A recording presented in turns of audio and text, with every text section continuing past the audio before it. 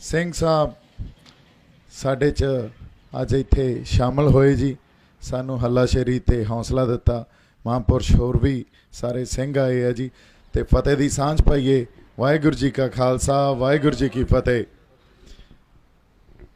ਜਦੋਂ ਇਹੋ ਜਿਹੀਆਂ ਸ਼ਖਸੀਅਤਾਂ ਸਾਡੇ ਕੋਲੇ ਆ ਕੇ ਸਾਨੂੰ ਸ਼ਮੂਲੀਅਤ ਉਹਨਾਂ ਦੀ ਮਿਲਦੀ ਆ, ਉਹਨਾਂ ਦਾ ਹੱਲਾਸ਼ੇਰੀ, ਉਹਨਾਂ ਦਾ ਹੌਸਲਾ ਮਿਲਦਾ, ਤੇ ਇਹ ਗੱਲ ਤਾਂ ਤੈਅ ਹੋ ਜਾਂਦੀ ਆ ਵੀ ਅਸੀਂ ਸਹੀ ਰਾਹ 'ਤੇ ਤੁਰੇ ਜਾਂਦੇ ਹਾਂ।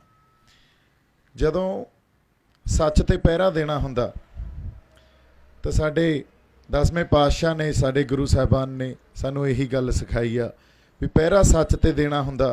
ਤੁਹਾਨੂੰ 10 ਲੱਖ ਦੀ ਫੌਜ ਨਹੀਂ ਚਾਹੀਦੀ, ਉਦੋਂ ਕੱਚੀ ਗੜੀ ਦੇ ਅੰਦਰ ਵਾਲੇ 40 ਚਾਹੀਦੇ ਆ।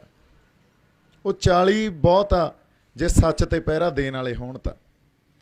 ਸੋ ਗੱਲ ਵੱਡੇ ਇਕੱਠਾਂ ਨਾਲ ਜਾਂ ਵੱਧ ਗਿਣਤੀ ਨਾਲ ਇਹ ਜ਼ਰੂਰੀ ਨਹੀਂ ਵੀ ਗੱਲ ਉਹੀ ਸਹੀ ਹੋਵੇ ਤੇ ਜੰਗ ਜਿੱਤੀ ਜਾ ਸਕੇ। ਜੰਗ ਜਿੱਤਣ ਲਈ ਜਜ਼ਬਾ ਪਹਿਲਾਂ ਹੋਣਾ ਜ਼ਿਆਦਾ ਜ਼ਰੂਰੀ ਆ।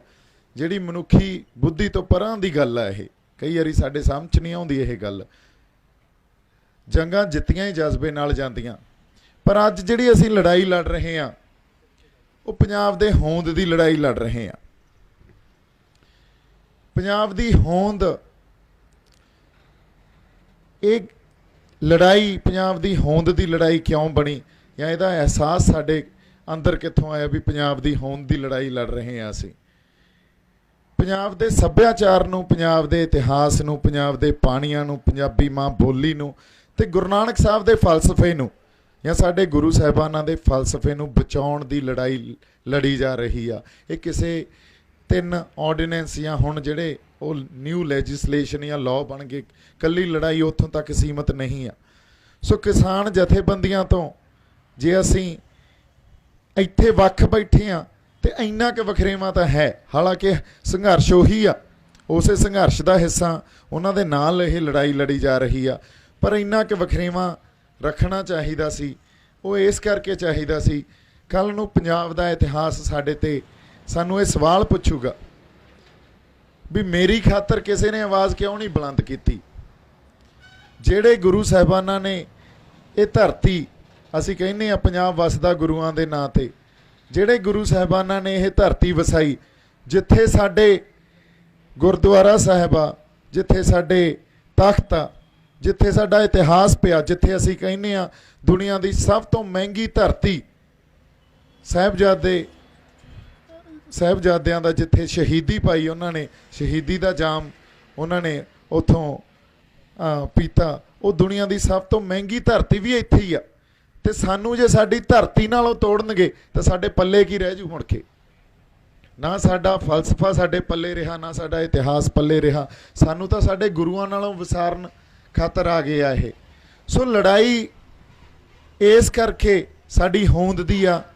ਸਾਡੀ ਹੋਂਦ ਸਾਡੇ ਫਲਸਫੇ 'ਚ ਪਈ ਆ, ਸਾਡੀ ਸਿਆਸਤ 'ਚ ਪਈ ਆ, ਤੇ ਸਭ ਕੁਝ ਧਰਤੀ ਨਾਲ ਜੁੜਿਆ ਹੋਇਆ। ਗੁਰੂ ਨਾਨਕ ਸਾਹਿਬ ਨੇ ਧਰਤੀ ਨਾਲ ਜੋੜਤਾ ਸੀ ਸਾਨੂੰ, ਜਦੋਂ ਕਿਰਤ ਕਰਨ ਦਾ ਸਾਨੂੰ ਸੁਨੇਹਾ ਦਿੱਤਾ ਸੀ। ਉਸੇ ਤਰ੍ਹਾਂ ਸਾਡੀ ਸਿਆਸਤ, ਜਦੋਂ ਅਸੀਂ ਕਹਿੰਦੇ ਹਾਂ ਜਿਹਦੇ 'ਚ ਪੰਜਾਬ ਦੀ ਸਿਆਸਤ, ਸਿੱਖ ਸਿਆਸਤ ਵੀ ਉਹਦਾ ਇੱਕ ਹਿੱਸਾ, ਉਹ ਵੀ ਇਸ ਧਰਤੀ ਨਾਲ ਜੁੜੀ ਹੋਈ ਆ। ਜਦੋਂ ਸਾਡੀਆਂ ਜ਼ਮੀਨਾਂ ਸਾਡੇ ਤੋਂ ਖੋਹ ਲੈਣਗੇ, ਸਾਡੇ ਤੋਂ ਸਾਡੀ ਸਿਆਸਤ ਵੀ ਖੋਹ ਲੈਣਗੇ ਨਾਲ। ਹੁਣ ਅੱਜ ਬਰਾੜ ਸਾਹਿਬ, ਸਾਡੇ ਅਜੇਪਾਲ ਸਿੰਘ ਬਰਾੜ ਜੀ, ਉਹ ਵੀ ਸਾਡੇ 'ਚ ਇੱਥੇ ਮੌਜੂਦ ਆ। ਉਹਨਾਂ ਨੇ ਇੱਕ ਬੜੀ ਸੋਹਣੀ ਗੱਲ ਕੀਤੀ ਸੰਗਤਾਂ ਨਾਲ। ਉਹਨਾਂ ਨੇ ਕਿਹਾ ਹੈ ਵਾਰ-ਵਾਰ ਕਾਲੇ ਕਾਨੂੰਨ ਆ ਰਹੇ ਆ, ਅਸੀਂ ਇਹਨਾਂ ਲਈ ਸੰਘਰਸ਼ ਵਿੱਢਦੇ ਹਾਂ, ਲੜਦੇ ਹਾਂ, ਕਿਉਂ ਹੋ ਰਿਹਾ? ਇਹਦੀ ਸਭ ਤੋਂ ਵੱਡੀ ਜਿਹੜੀ ਵਜ੍ਹਾ ਜਾਂ ਜਿੱਥੇ ਜੜ ਪਈ ਆ, ਉਹ ਇਸ ਕਰਕੇ ਹੋ ਰਿਹਾ ਕਿਉਂਕਿ ਸਾਨੂੰ ਸਾਡੇ ਫੈਸਲੇ ਲੈਣ ਦਾ ਅਧਿਕਾਰ ਨਹੀਂ ਆ, ਸਾਡੇ ਕੋਲੇ ਹੱਕ ਹੀ ਨਹੀਂ ਆ।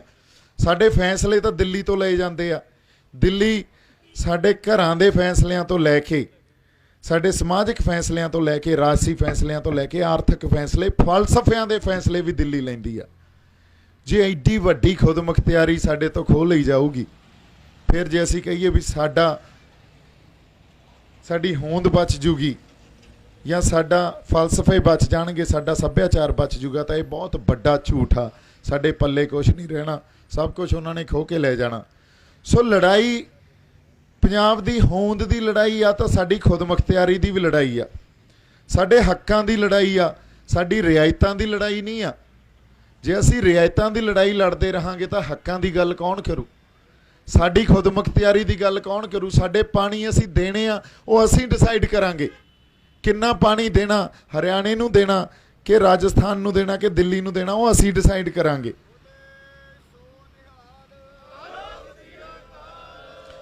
ਪੰਜਾਬ ਚੋਂ ਪ੍ਰਵਾਸ ਜਿਸ ਵੱਡੇ ਢੰਗ ਨਾਲ ਹੋ ਰਿਹਾ, ਸਾਡੀ ਨੌਜਵਾਨੀ ਨੂੰ, ਆਉਣ ਵਾਲੀ ਪੀੜ੍ਹੀ ਨੂੰ ਸਾਡੀ ਧਰਤੀ ਨਾਲੋਂ ਤੋੜਿਆ ਜਾ ਰਿਹਾ, ਖੋਰਿਆ ਜਾ ਰਿਹਾ। ਨਾਲ ਨਾਲ ਪ੍ਰਵਾਸ ਤੋਂ ਬਾਅਦ ਪਰਿਵਾਰ ਵੀ ਉਧਰ ਨੂੰ ਹੋ ਜਾਂਦਾ, ਉੱਥੇ ਪਹਿਲਾਂ ਆਪ ਜਾ ਕੇ ਮੁੰਡਾ ਜਾਂ ਕੁੜੀ ਪੱਕੇ ਹੁੰਦੇ ਆ ਤੇ ਫਿਰ ਬਾਅਦ 'ਚ ਆਪਦੇ ਮਾਂ-ਬਾਪ ਨੂੰ ਬੁਲਾ ਲੈਂਦੇ ਆ ਤੇ ਸਾਰਾ ਪਰਿਵਾਰ ਹੀ ਉੱਧਰ ਚਲਾ ਜਾਂਦਾ। ਇਹ ਵੀ ਇੱਕ ਬਹੁਤ ਵੱਡਾ ਮਸਲਾ ਜਿਹਦੇ ਖਾਤਰ ਅਸੀਂ ਸਿਰ ਜੋੜ ਕੇ ਬੈਠੇ ਹਾਂ। ਉਹ ਪ੍ਰਵਾਸ ਵੀ ਕਿਸੇ ਉਹਨਾਂ ਨੀਤੀਆਂ 'ਚੋਂ ਹੀ ਨਿਕਲਿਆ ਹੋਇਆ, ਉਹਨਾਂ ਨੀਤੀਆਂ 'ਚੋਂ ਜੋ ਦਿੱਲੀ ਬਣਾਉਂਦੀ ਆ ਤੇ ਪੰਜਾਬ ਨੂੰ ਸਹਿਣਾ ਪੈਂਦਾ। ਪੰਜਾਬ ਇਹ ਸਾਰੀ ਲੜਾਈ ਸਾਂਝੇ ਤੌਰ 'ਤੇ ਇੱਕ ਸਮੁੱਚਤਾ 'ਚ ਲੜ ਰਿਹਾ, ਕਿਉਂਕਿ ਜੇ ਅਸੀਂ ਮਸਲਿਆਂ ਨੂੰ ਸਮੁੱਚਤਾ 'ਚ ਨਹੀਂ ਵਿਚਾਰਾਂਗੇ ਤਾਂ ਸਾਨੂੰ ਉਹਨਾਂ ਹਾਲਾਤਾਂ ਦੀ ਸਮਝ ਨਹੀਂ ਆਉਣੀ। ਜਿਹੜੀ ਹਾਲਾਤਾਂ ਦੀ ਦੇਣ ਇਹ ਕਾਲੇ ਕਾਨੂੰਨ ਆ, ਜਿਹੜੇ ਹਾਲਾਤਾਂ ਦੀ ਦੇਣ ਅੱਜ ਜੇ ਬੇਅਦਬੀ ਹੋ ਰਹੀ ਆ ਸਾਡੇ ਇਸ਼ਟ ਦੀ, ਸ਼੍ਰੀ ਗੁਰੂ ਗ੍ਰੰਥ ਸਾਹਿਬ ਦੀ, ਇਹ ਵੀ ਉਹਨਾਂ ਹਾਲਾਤਾਂ ਦੀ ਦੇਣ ਆ।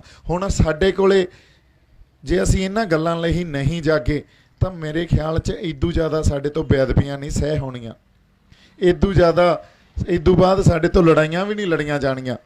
ਅਸੀਂ ਤਾਂ ਅਖੀਰਲੇ ਪੜਾਅ 'ਚ ਇੱਕ ਲੜਾਈ ਲੜ ਰਹੇ ਹਾਂ। ਜੇ ਹੁਣ ਨਹੀਂ ਜਾਗਾਂਗੇ, ਹੁਣ ਨਹੀਂ ਸਿਰ ਜੋੜ ਕੇ ਬੈਠਾਂਗੇ ਤੇ ਹੁਣ ਸਮਰਪਿਤ ਹੋ ਕੇ ਅੰਦਰ ਇੱਕ ਨਿਸ਼ਚਾ ਤੇ ਇਖਲਾਕ ਲੈ ਕੇ ਨਹੀਂ ਚੱਲਾਂਗੇ ਤੇ ਗਾਂ ਫਿਰ ਸਾਡੇ ਤੋਂ ਲੜਾਈ ਵੀ ਨਹੀਂ ਲੜੀ ਜਾਣੀ। ਸੋ ਇਹਨਾਂ ਸਾਰੀਆਂ ਗੱਲਾਂ ਨੂੰ ਅਸੀਂ ਧਿਆਨ 'ਚ ਰੱਖਦੇ ਹੋਏ, ਜਿਵੇਂ ਅੱਜ ਸਿੰਘ ਸਾਹਿਬ ਆਏ ਆ, ਪਹਿਲਾਂ ਵੀ ਬੜੇ ਮਹਾਂਪੁਰਸ਼ ਆਏ ਆ, ਸਾਨੂੰ ਹੱਲਾਸ਼ੇਰੀ ਦੇ ਕੇ ਜਾਂਦੇ ਆ, ਸਾਨੂੰ ਇੱਕ ਸੇਧ ਤੇ ਰਾਹ ਦਸੇਰਾ ਵੀ ਸਾਡਾ ਕਰਦੇ ਆ। ਇਹਨਾਂ ਸਾਰੀਆਂ ਗੱਲਾਂ ਨੂੰ ਧਿਆਨ